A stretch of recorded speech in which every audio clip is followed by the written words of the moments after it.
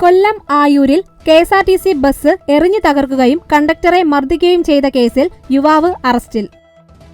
അഞ്ചൽ ഇടമുളയ്ക്കൽ പനച്ചവിള മാഞ്ഞാറവിള പുത്തൻ വീട്ടിൽ അഫ്സലിനെയാണ് Chadayamangalam police arrest ചെയ്തത്.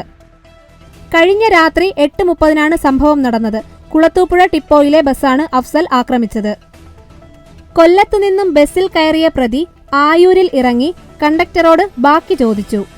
എന്നാൽ ബാക്കി നൽകാൻ ഇല്ലായിരുന്നതിനാൽ കണ്ടക്ടർ കൊടുക്കുവാൻ തയ്യാറായില്ല. ഇതുമായി ബന്ധപ്പെട്ട് വാക്ക് തർക്കം ഉണ്ടാവുകയും പിന്നീട് അഫ്സൽ കണ്ടക്ടറുടെ മുഖത്ത് ഇടിക്കുകയും ദേഹോപദ്രവം ഏൽപ്പിച്ചെന്നുമാണ് കണ്ടക്ടറുടെ പരാതി. തുടർന്ന് ബസ്സിൽ നിന്നും ഇറങ്ങിയ പ്രതി റോഡിൽ കിടന്ന പാറകഷ്ണമെടുത്ത് ബസിന്റെ ഗ്ലാസ് എറിഞ്ഞു പൊട്ടിക്കുകയും ചെയ്തു. പിന്നീട് കണ്ടക്ടർ ആശുപത്രിയിൽ ചികിത്സ തേടി. പിടിയിലായ അഫ്സൽ നിരവധി കേസുകളിലെ പ്രതിയാണെന്ന് പോലീസ് പറഞ്ഞു. Chadayamangalam CI N Suneesh, SI മാരായ Monish, Dileep, grade SI Franklin, CPO Rakesh, home guard Jyothi എന്നിവരുടെ നേതൃത്വത്തിലാണ് പ്രതിയെ പിടികൂടിയത്.